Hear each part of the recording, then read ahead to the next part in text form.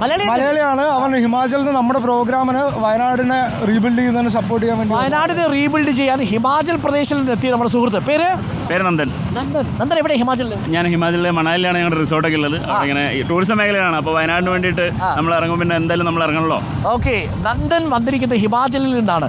വയനാടിന് വേണ്ടി ഇറങ്ങുമ്പോൾ ഈ ഹിമാചലും വയനാടും നമുക്ക് താരതമ്യം ചെയ്യാൻ പറ്റില്ല. രണ്ട് വ്യത്യസ്ത ടെറൈനാണ്. ഒന്ന് ഹിമാലയ, മറ്റൊന്ന് വെസ്റ്റേൺ ഘട്ട്. അപ്പോൾ പശ്ചിമഘട്ടത്തിൻ്റെ സൗന്ദര്യം അത് വല്ലാത്തൊരു ഫീല് അല്ലേ?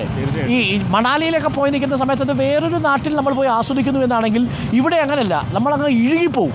തീർച്ചയായിട്ടും വയനാട് പോലെ തന്നെ മറ്റൊരു സ്ഥലമാണല്ലോ അതും.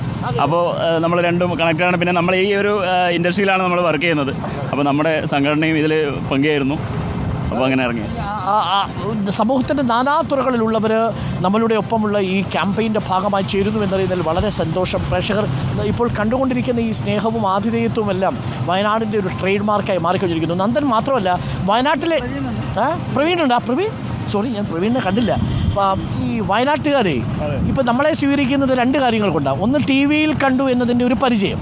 രണ്ടാമത്തത്, അവരിങ്ങനെയാണ്. ആ പുറത്തുനിന്നൊരാൾ വരുമ്പോൾ അവരെ എങ്ങനെ സ്വീകരിക്കണമെന്നുള്ളത് വയനാട്ടിലെ ജനത. Thank you sir. അപ്പോൾ വയനാട്ടിലെ ജനത അത് പഠിച്ചു കഴിഞ്ഞു.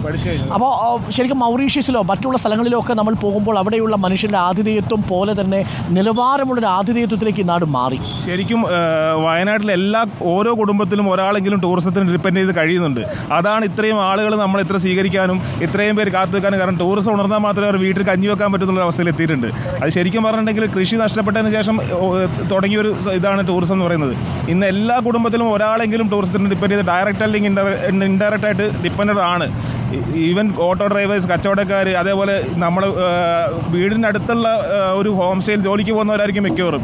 അതേപോലെ നമ്മുടെ തൊട്ടടുത്തുള്ള വിഭവങ്ങൾ ഉണ്ടാക്കി കൊടുക്കുന്ന ഹോംലി ഫുഡുകൾ, അങ്ങനെ ഒരുപാട് പേര് ടൂറിസം എന്നുള്ളൊരു മേഖലയിലേക്ക് ഇറങ്ങിയതിന് ശേഷം എല്ലാവരും ഈ ഒരു മേഖല ഡിപ്പെൻഡ് ചെയ്ത് കഴിയുകയാണ്. അതാണ് വയനാട് എല്ലാവരും ഇപ്പോൾ ഇന്ന് റോഡിലിറങ്ങി നമ്മൾ സ്വീകരിക്കുന്നതിന് കാരണം. എല്ലാ കുടുംബത്തിലും ഒരാളെങ്കിലും ടൂറിസത്തിന് ഡിപ്പെൻഡ് ചെയ്യുന്ന കഴിയുന്ന ഒരു അവസ്ഥയിലേക്ക് മാറിയിട്ടുണ്ട്. അപ്പോൾ ഇതാണ് പ്രേക്ഷകർ കണ്ടത്. നമുക്കിനി അതിവേഗം പോകണം.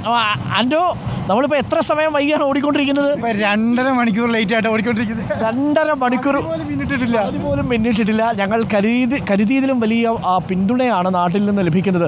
അത് ക്യാമ്പയിനിൽ ഈ നാടിന് വേണ്ടിയുള്ള പിന്തുണ നാട്ടുകാർ തരുമ്പോൾ അത് ഞങ്ങൾ ക്യാമറ കണ്ണുകളിലൂടെ പ്രേക്ഷകരെ അറിയിക്കുന്നുവെന്നേ ഉള്ളൂ. അതേസമയം നമ്മളൊരു വാർത്താ ചാനൽ എന്ന നിലയിൽ നമ്മൾ പ്രധാനപ്പെട്ട വാർത്തകൾ നമ്മൾക്ക് നഷ്ടപ്പെട്ടു പോകാൻ പാടില്ല.